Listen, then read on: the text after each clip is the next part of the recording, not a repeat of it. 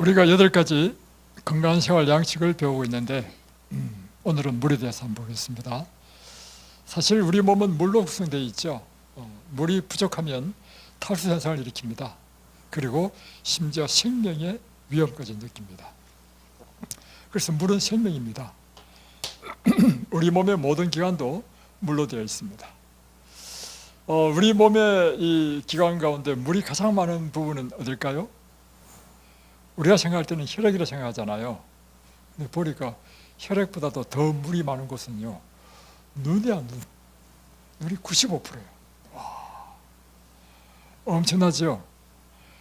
혈액은 94%예요.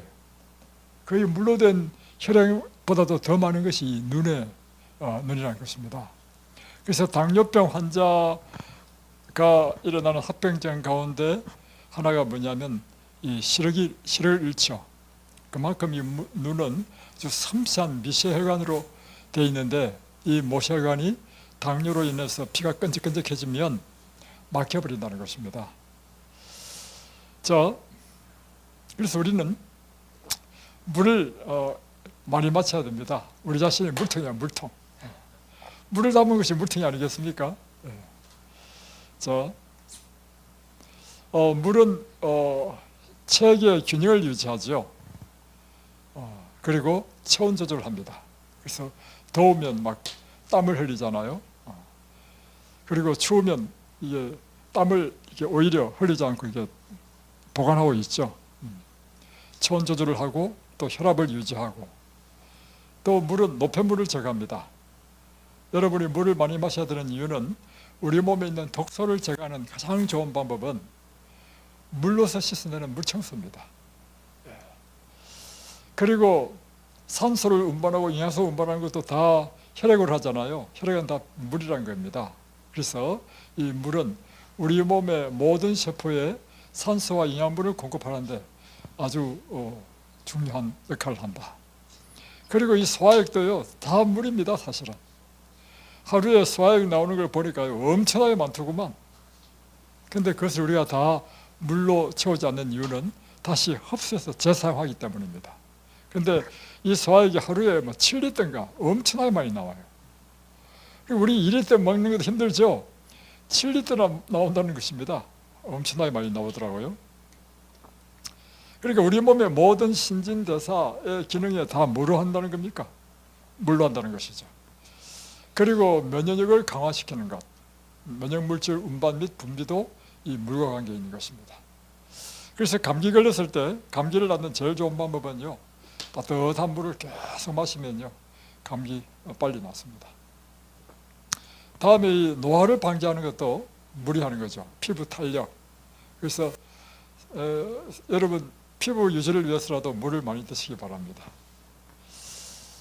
그리고 변비, 물을 적게 마시면 변비가 일어나고요. 또 뼈와 뼈 사이의 윤활작용, 이것도 다 물이 하는 것입니다. 그래서 물이 부족하게 되면 일어나는 일이 있는데, 일단 두통이 일어나죠.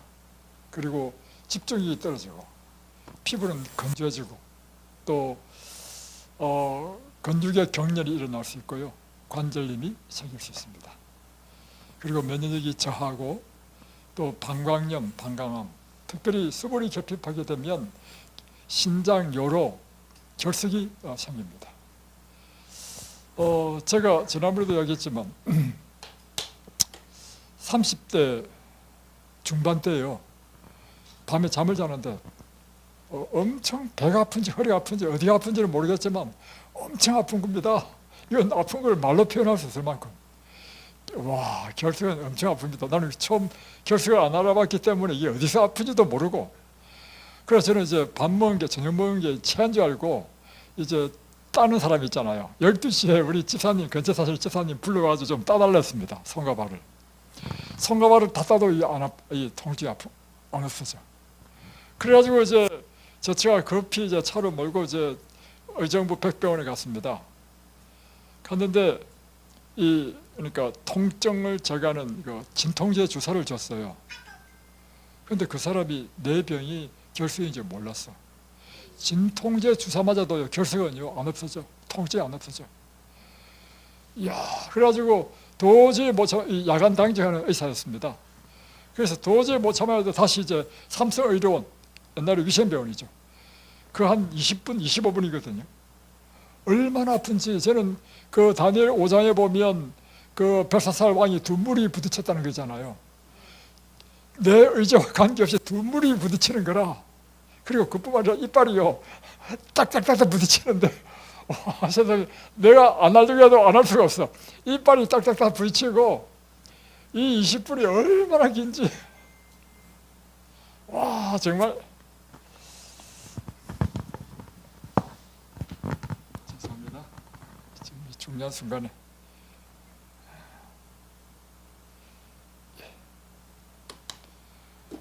그래서 이제 막 천년 만년 같은 거야. 그 20분이 얼마나 아픈지. 그때 도착했어. 도착하니까 이제 응급실을 가잖아요. 야간에. 그러니까 새벽 한 1시나 됐겠죠.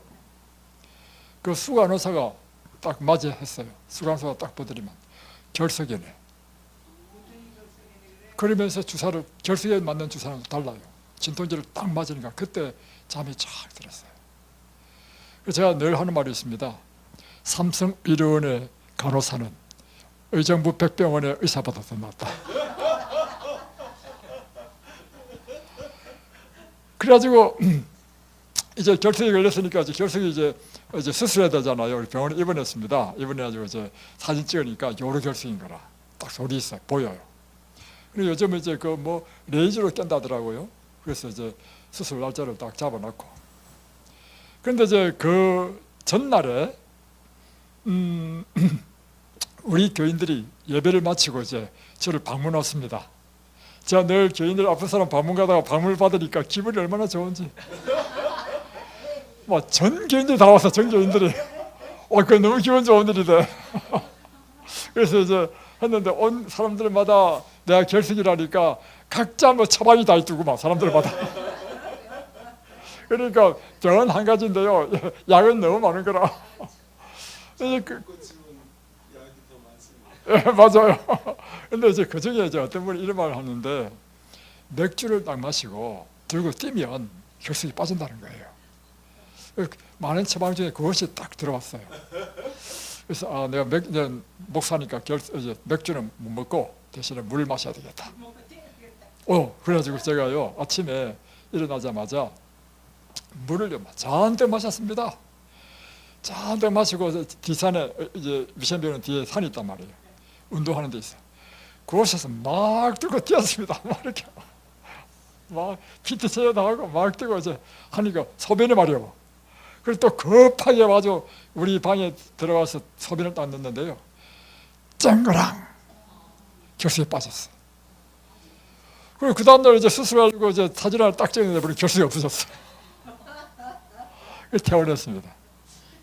그때부터 제가 뭘 하기 시작했냐면요. 물 마시는 게 중요하구나. 그때부터 열심히 물 마셨습니다. 그때 이후로 결석 한 번도 걸리지 않았습니다. 원래 결석 걸리는 사람은요 계속 걸립니다. 여러분 결석 안 걸리는 비결을 가르쳐 드릴 테니까 두 가지입니다. 결석도 두 가지 종류인데요. 칼슘이 이 돌이 된 것은 요로 방광, 다음에 신장 결석이고요. 다음에 이 썰기에 생기는 것, 췌장에 생기는 이 돌은요 콜레스테롤입니다. 지방성 돌입니다. 그러니까 여러분이 썰기든지 요로든지 방광이든지 이 결석이 안 걸리면 첫 번째 물을 많이 마시면 요로와 신장 결석이 안 생기고, 두 번째 이 썰기에 돌이 안 생기려면 육식을 금하면요 기름기 안 먹으면 신장에 돌 안 생깁니다. 썰기에 돌 안 생깁니다. 물론 이제 그 전에도 물도 많이 마시면 더 좋죠. 예. 그래서 스님들요 사실 이게 살이라는 게 전부 다 결석입니다. 결석 한마디로. 사실은 그래요. 자, 그럼 얼마만큼의 물을 마셔야 되는가? 그것은요 하루에 2리터 마시면 됩니다. 세계보건기구에도 하루에 1.5 내지 2리터를 마시라고 이렇게 이제 우리에게 권장하고 있습니다. 근데 이것도 사람의 키, 몸무게, 또 계절에 따라서 또 여러분의 직업이 무엇이냐 따라 다 다릅니다. 예를 들면 막 바깥에서 노동하는 땀 흘리는 이런 사람은 물을 많이 마셔야죠. 체구가 큰 사람은 더 많이 마셔야 되고, 그런데 또 겨울에는 물을 그렇게 많이 안 마시죠. 땀을 흘리지 않으니까. 여러분이 계절과 이런 상황에 따라서, 그러나 중요한 사실은 충분히 물을 마시는 것은 우리 건강에 좋다 하는 것입니다. 그러나 여러분이 기억해야 될 것이 있는데 뭐냐면 사이다, 콜라, 커피, 차, 술은요, 그것도 물이잖아요. 근데 이건 오히려 우리 몸의 수분을 빼앗아갑니다. 그래서 이것을 내 물 마셨다고 생각하지 마십시오. 그래서 이것은 수분을 몸 밖으로 더 많이 배출시켜서 몸에 탈수 현상을 더 많이 일으킵니다. 여러분 술 안 드셨게 봤구나. 저는 대학교 4학년 때까지 제가 교인이 아니었기 때문에 술을 마셔봤단 말이에요. 술 마시니까 화장실을 그렇게 자꾸 가더라고. 먹은 술보다도요, 화장실에 보는 것이 더 많습니다. 몸에 있는 수분을 다 빼앗아가는 거예요. 그래서 이 원리를 아시고, 자, 또 한 가지는 언제 물을 마셔야 되는가 하는 것입니다. 물은 우리 소화를 돕지만 소화시키는 과정에 물이 들어가게 되면 소화를 방해하게 되죠. 왜냐하면 소화액을 희석시켜 버리니까. 그러니까 여러분이 식사 중에 물 마시는 것은 좋지 않습니다. 사실 국도 안 먹는 게 좋지만 국 정도는 그래도 밥을 먹기 위해서 먹는 거는 괜찮은데, 밥 먹으면서 물을 자꾸 마시는 것은 좋지 않습니다. 특별히 연세가 많으시면 입에 침이 안 나오죠. 그러니까 할머니들 어떻게 하냐면 보니까요, 밥을요 물 쫙 해가지고 물에 말아가지고 막 물어가지고 후루 마시잖아요. 안 좋습니다. 그리고 이제 소화와 관점에서 볼 때요, 소화시키기 30분 전까지만 물을 마시는 게 좋습니다. 왜냐하면 이 30분 전까지 이제 우리 몸이 이제 소화액을 준비하고 음식을 받을 준비를 하기 위해서는 물이 있으면 안 돼. 소화에 방해된다 그러죠. 다음에 식사를 하고 난 다음에는 보통 젊은 사람은 한 2시간만 하더라도 소화가 되고요, 나이 드실수록 소화 시간이 길죠. 그리고 여러분이 어떤 종류의 음식을 먹느냐에 따라서 소화 시간이 또 달라지고, 음식의 양을 얼마나 먹느냐에 따라서 소화 시간이 달라집니다. 그래서 여러분이 과식을 하지 말아야 되는 이유는 뭐냐면, 과식을 하게 되면 소화 시간이 길면서 여러분의 이 모든 소화기관이 고생을 엄청 합니다. 근데 이 소화는요, 굉장히 많은 에너지를 필요로 하거든. 활력을 뺏어가는 거라. 그래서 여러분 밥 먹으면 좀 과식하면 졸음이 싹 오죠. 그 이유가 뭐냐면 피가 위로 다 몰리는 거라. 그래서 여러분 과식은 피하는 게 좋고, 한 2시간에서 2시간 반 정도 되면 소화가 다 되도록 그렇게 음식을 먹는 게 좋습니다. 그러면 이제 공복 기간 동안에 소화기관이 쉴 수 있으니까. 그래서 이제 2시간 반 이후에 물을 마셔주면, 소화가 다 된 상태에서 물을 마시면 소화액을 희석시키지 않게 되죠. 그렇게 생각하시면 됩니다. 근데 물 마시기 제일 좋은 것은요, 아침에 일어나서 마시는 때가 제일 좋습니다. 그러면 밤 동안에 우리 몸이 사는 일이 뭐냐면 모든 노폐물을 다 처리하는 것이 밤 동안에 하는 일이거든요. 그러니까 아침에 일어나면 눈곱도 끼고, 어제 저녁에 분명히 샤워했는데도 불구하고 아침에 보면 얼굴이 부스부스하잖아요. 다 피부 밖으로 노폐물을 밀어낸 것입니다. 그러니까 바깥에 이러니 안에도 그 일이 일어난 것입니다. 그러니까 아침 일어나자마자 어디 갑니까? 화장실 가죠. 모여있는 노폐물을 다 제거하고 또 변도 보죠. 제일 좋은 건 아침 일어나자마자 변 보고 보는 것이 참 좋다는 것입니다. 그래서 이때 여러분이 뭘 해줘야 되느냐면, 물을 충분히 마셔주면 밤 동안에 이 청소한 것들을 쫙쫙 이제 다 씻어 내려준다는 거죠. 그래서 저는 보통 아침에 한 3잔을 마십니다. 그렇게 마시려면 늦게 일어나면요, 물 마실 시간이 없어요. 7시쯤 돼서 일어나면요, 바로 뭐하러 가야 됩니까? 30분 후에 밥으로 가는데 무슨 물을 2잔, 3잔 마실 수 있습니까? 그러니까 최소한 6시, 좀 빠르면 5시에 일어나가지고 양치를 한 다음에 물을 쫙 마시고, 다음에 이제 말씀도 보고 기도도 하면서 또 계속 물 마시고, 그래서 아침에 충분히 물을 마시면, 왜냐하면 저녁에는 사실은 물을 그렇게 많이 못 먹거든요. 그러니까 저녁에는 내가 볼 때는 한 잔 정도 먹는 게 적당한 것 같더라고. 그러다 보니까 아침에 3잔, 아침과 점심 사이에 2잔, 점심과 저녁 사이에 2잔, 이렇게 하면 한 8잔 정도 된다고 생각됩니다. 또 물을 마실 때 한국 사람은 어디 식당을 가든지 전부 다 찬물이야. 겨울에도 보면 물 내주는 건 찬물이거든요. 찬물을 마시면 좋지 않습니다. 왜냐하면 찬물을 마시면 먼저 우리 위가요, 이 물을 우리 온도에 맞도록 데우는데 활력을 소모해버려. 그래서 물은요, 뜨겁지만 않으면 따뜻한 물이 좋아요. 그러면 오히려 우리 활력을 빼앗는 것이 아니고 우리 몸에 이 열을 공급해 주는 거라. 밥도요, 따뜻한 밥이 좋죠, 식은 밥보다. 그죠? 그래서 물도 그렇게 드시는 게 좋습니다. 자, 그러면 오늘의 주제는 이것입니다. 많은 물 중에 어떤 물을 마셔야 되는가? 왜냐하면 이것이 오늘날 저 이조시대 때부터요, 봉이 김순달이 대동강 물을 팔아먹은 이후로 물장사들이 지금까지 얼마나 많은지. 그런데 사람들이 물장사 말을 잘 들어가지고요, 물을 엄청 비싸게 먹는단 말입니다. 그래서 오늘 제가 이 물에 대해서 좀 설명을 좀 하겠습니다. 왜냐하면 제가 연구를 많이 했거든요. 물에는 크게 연수와 경수가 있습니다. 연수, 경수는 이제 미네랄이 적은 물을 연수라고, 미네랄이 많아가지고 우리가 사용할 수 없는 물을 경수라 합니다. 자, 다음에 연수 중에 음용할 수 있는 물 가운데 이제 사람들이 우리 몸에 좋도록 이제 만드는 것이 뭐냐면 알칼리 연수. 이 개념은 뭐냐면 우리 몸이 약알칼리 상태로 유지해 주는 것이 건강에 좋기 때문에 물을 알칼리 이온수로 만들어서 먹으면 좋다는 생각으로 만든단 말이에요. 비쌉니다. 그 기계로 만들잖아요. 그런데요, 여러분, 알칼리 이온수 필요 없습니다. 한마디로 딱 표현하면. 왜냐? 우리 몸에는요, 이 각 신체 부위마다 산도가 다 다릅니다. 여하튼 소화시키는 이 위 같은 경우에는 굉장히 강한 사람이 1 내지 3.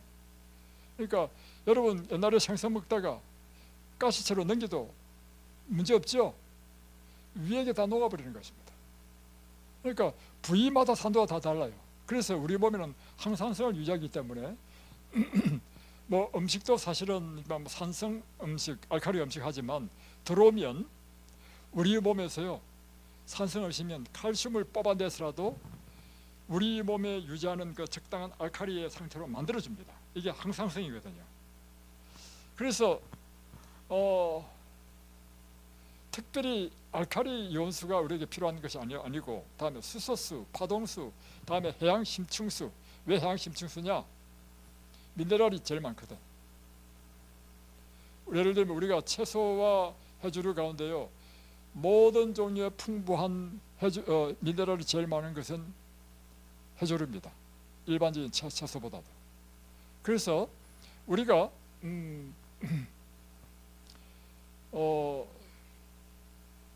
몇 끼 먹을 수는 없지만 하루에 한 번 정도는, 아니면 뭐 며칠에 한 번 정도는 이렇게 해조류를 먹는 게 좋다는 거죠. 오늘도 우리가 미역 귀를 먹었잖아요. 또 김, 다시마. 다시마는 사실 그런데 음식할 때마다 육수로 할 때 다 들어가니까 날마다 먹는 꼴이죠. 자, 하여튼 간에 해양심층수가 좋다는 이유는 뭐냐면 이 물에 미네랄이 많기 때문에 그렇다는 것입니다. 또 이제 육각수, 또 정유수도 있고요, 다양한 물이 있습니다.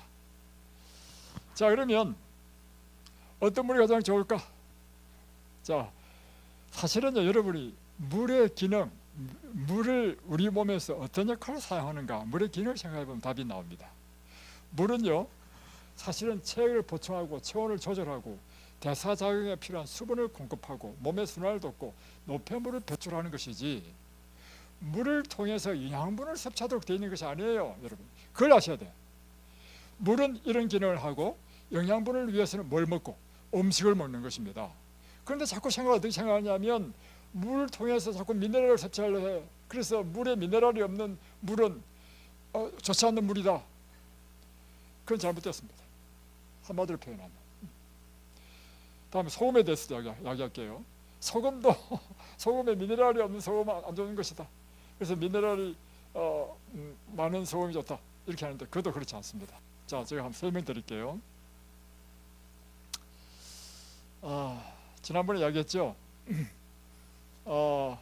제가 묵은 살을 이제 밭에 뿌렸더니 새들이 안 먹더라고. 그리고는 제가 현미를 뿌리니까 새들이 나와가지고 현미만 골라와서 먹었죠. 마찬가지로 실험을 했습니다. 뭐냐면 빗물, 다음에 지하수물, 다음에 또 뭐 여기서 나오는 뭐 알칼리수 이온수 뭐 쭉 해놨어요.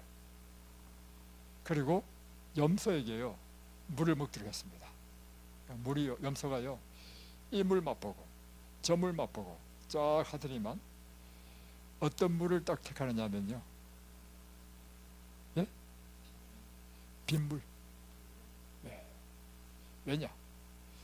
가장 물 가운데 순수한 미네랄이 포함되지 않은 물이 빗물입니다. 정유수입니다, 한마디로. 여러분, 우리가 병원에 상식으로 생각해 보십시다. 병원에 입원하면 아픈 사람에게 닌겔 꼽지요. 닌겔의 그 액이 뭡니까? 정유수에다가 우리 몸의 염도가 0.9%거든요. 0.9%의 이 소금물을 탄 정유수물입니다. 만약에 우리가 미네랄을 먹어서 우리 몸이 미네랄을 흡수해서 건강에 좋다면 왜 정유수 하겠습니까? 다양한 미네랄을 해주지요. 그렇지 않습니다. 그리고 특급 호텔일수는요 정유수물을 줍니다. 네. 예.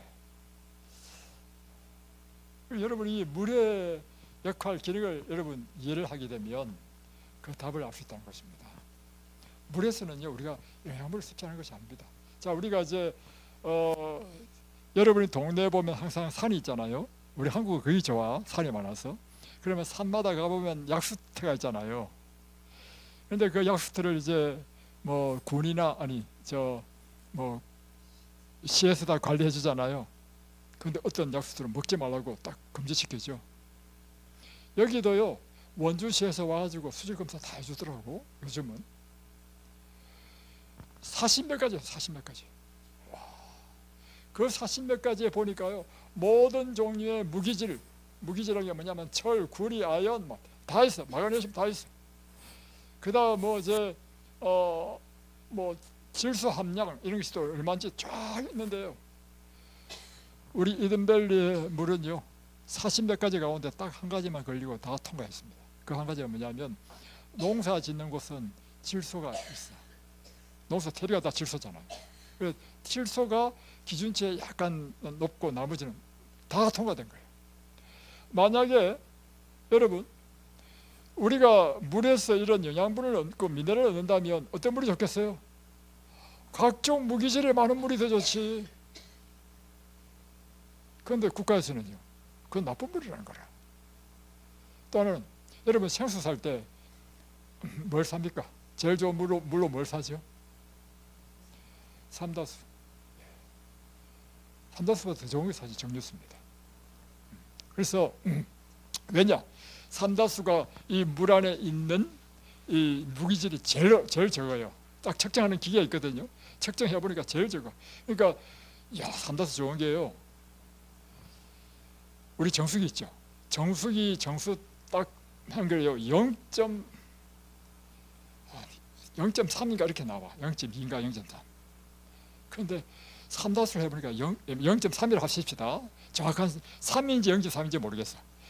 삼다수를 하니까요 5야 5. 이제 정수기를 3이라 합시다. 3이라 0.3이 아니고 3이라면 삼다수는 5야.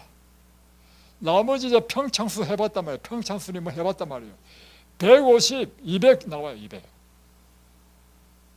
만약에 밑에 물 안에 미네랄이 많은 것이 좋은 것이면 평창수가 더 좋은 거잖아요. 근데 가게 가보면 삼다수가 제일 비싸.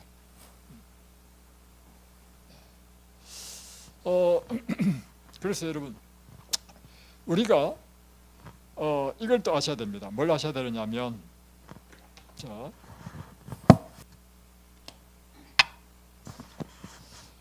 미네랄에 두 가지 종류가 있습니다. 뭐냐면 유기 미네랄이 있고, 무기 미네랄이 있습니다. 유기 미네랄은 무엇인가 하면 식물이 흙 속에서, 자 보세요, 열매를 맺었다. 식물이 땅 속에 있는 구리, 철, 아연 이런 여러 가지, 이것은 다 무기 미네랄입니다. 이 무기 미네랄을 흡수를 해가지고 광합성 작용하면서 뭘 하냐면 이 식물의 아미노산, 단백질, 유기산과 결합해가지고 일어나는 것이 유기 미네랄인 것입니다. 그런데 우리 몸은 유기체라고 하잖아요. 유기체. 우리 몸이 흡수할 수 있는 것은 유기 미네랄을 흡수할 수 있는 것입니다. 무기 미네랄을 흡수할 수 없어요. 그런데 물속에 있는 미네랄은 유기 미네랄입니까? 무기 미네랄입니까? 식물 속에 있는 미네랄 제외하고 모든 미네랄은 다 무기 미네랄입니다. 그런데 이 무기 미네랄은 한마디로 철이죠. 철, 구리, 그런 것입니다. 그런데 우리 몸을 들어오면 소장에서 이온화되어 가지고 되지만 우리 몸이 그것을 흡수하지 않는다는 것입니다. 그래서 대부분 다 소변으로 배출하는데, 문제는 이게 무기질이 많이 들어오면요, 우리 몸에 무엇이 남느냐면 찌개가 남아. 수도 봤죠? 물속에 뭐가 있어요? 미네랄 있죠? 나중에 보니까 어때요? 다 이게 전부 다 그거야. 무기 미네랄이에요. 여러분이 무기 미네랄이 많은 걸 물을 먹으면 여러분의 혈관이 이렇게 될 수 있고 여러분의 세포 속에 이렇게 낀단 말이에요. 그래서 관절염이라든가 여러 가지 문제가 생긴단 말이에요. 이해되셨죠? 네.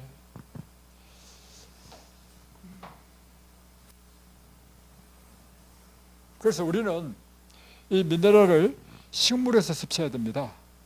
그래서 식물이라는 것이 뭐냐면 우리 땅에 사는 식물도 있고 해조류도 있고, 그래서 영양은 식물에서, 물은 우리 몸의 순환과 대사작용에 필요한 그 기능을 위해서 마시는 것이라는 생각을 딱 가지면 모든 문제 해결돼.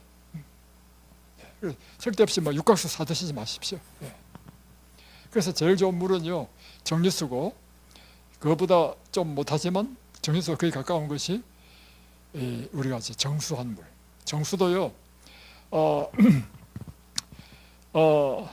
그 웅진에서 나온 우리 삼투압 작용에 의해서 완전히 무기질을 완전히 걸러내는 것.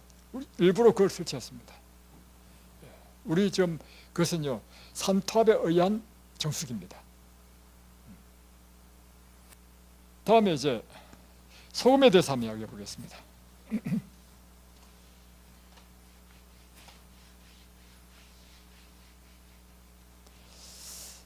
소금은 어떤 소금이 좋을까요? 소금 어떤 소금이 좋을까요?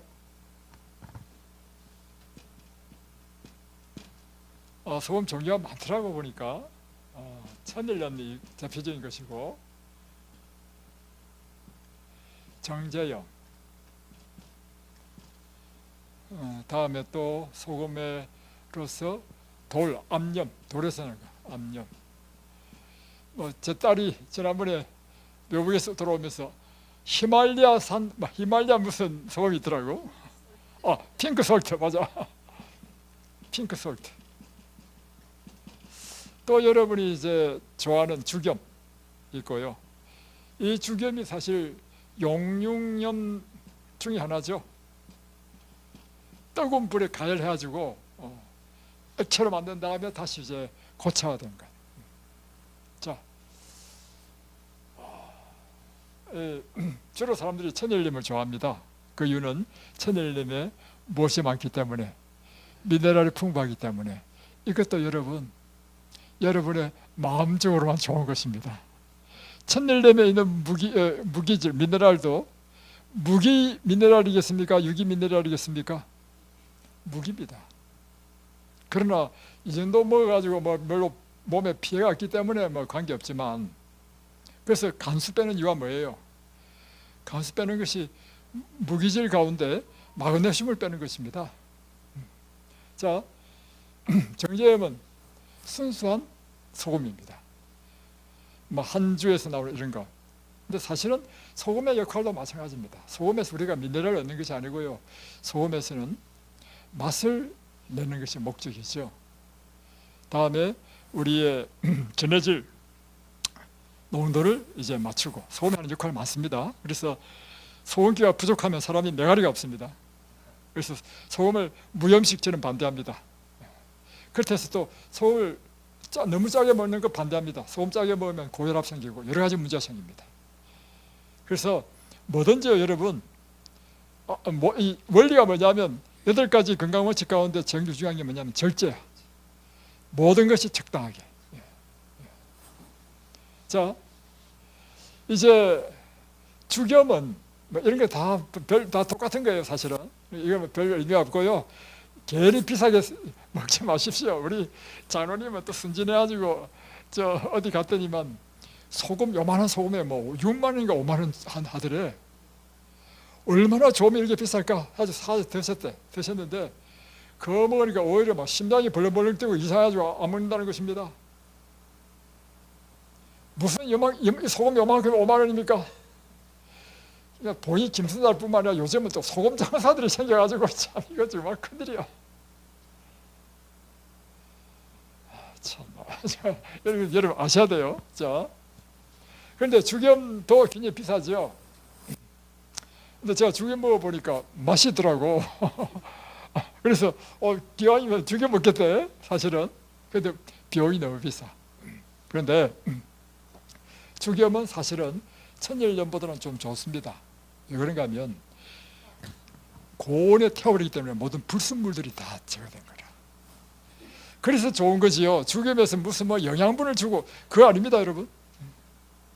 그걸 여러분이 이해하시면 되리라고 생각됩니다. 또 한 가지 제가 여러분과 함께 좀 나누고 싶은 건 뭐냐면, 여러분이 오해를 하고 있는데 뭐냐면, 시금치를 먹으면 우리 몸에 돌이 생긴다 하는 또 오해를 갖고 있습니다. 생 시금치, 왜냐하면 시금치에 칼슘이 많잖아요. 칼슘이 많기 때문에 시금치를 먹으면 돌이 생긴다 해가지고 시금치를 어떻게 먹습니까? 살짝 데쳐가지고 다음에 그 물을 빼고 다음에 이제 이렇게 하는 것은 이제 물이 덜 생긴다 이렇게 한단 말이에요. 자, 그런데 시금치에 칼슘이 많은데요, 시금치에 칼슘이 많기 때문에 이것이 우리 몸에 돌이 생기는 건 아닙니다. 뭐냐면 시금치에 칼슘이 많을 뿐만 아니라 옥산살이라는 게 많아요. 옥산살. 이 옥산살이라는 것이 우리 몸에서도 만들어냅니다. 그런데 이 옥산살이 시금치와 결합을 하면서 돌이 되어버리는 거라. 그래서 옥산살 때문에 이 옥산살과 칼슘이 결합하면서 이제 돌이 된단 말이에요. 그래서 이것이 이제 특별히 이 방광결석, 요로결석으로 가게 되는데, 그래서 이제 왜 대체 먹느냐? 데칠 때 옥산살이 많이 빠져버린다는 것입니다. 그래서 돌되는 것이 이제 줄어든다는 것이죠. 옥살산. 예. 죄송합니다. 제가 무식해 가지고. 옥살산입니다. 옥살산. 거꾸로 샀네, 거꾸로. 이렇게 써야 되는데, 그죠? 잘못했습니다. 옥살산입니다. 또 한 가지는, 이제 어떤 분이 옛날에 지금 돌아가셨지만, 어떤 분이 이렇게 이제 주장했습니다. 이 화식은 안 좋다.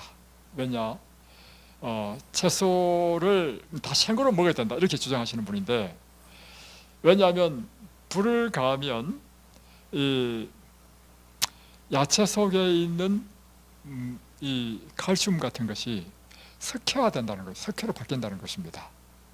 그러면서 이제 하시는 이야기가 뭐냐면 이 시멘트 회사에서 스케 만드는 것이 그 열을 가해가지고 그 스케를 만드니까 식물도 열을 가하면 그 칼슘이 스케로 되기 때문에 우리 몸에 스케가 끼어서 생구로 먹어야 된다 이렇게 주장하시는 분이 있어요. 근데 그것도 잘못된 것입니다.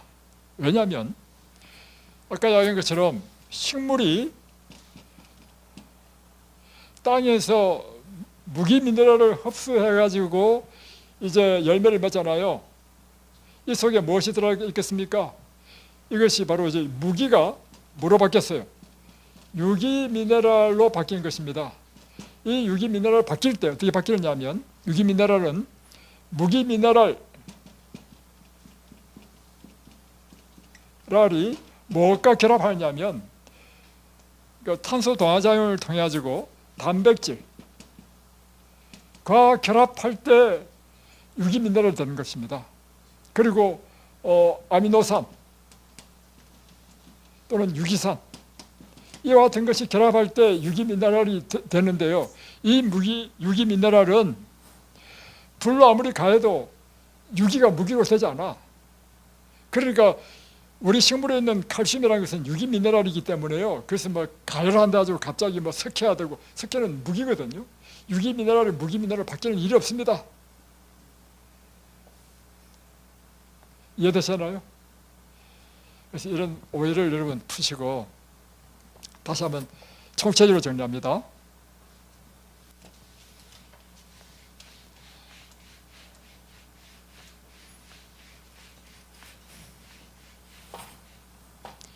자, 첫 번째 우리 오늘 강의한 것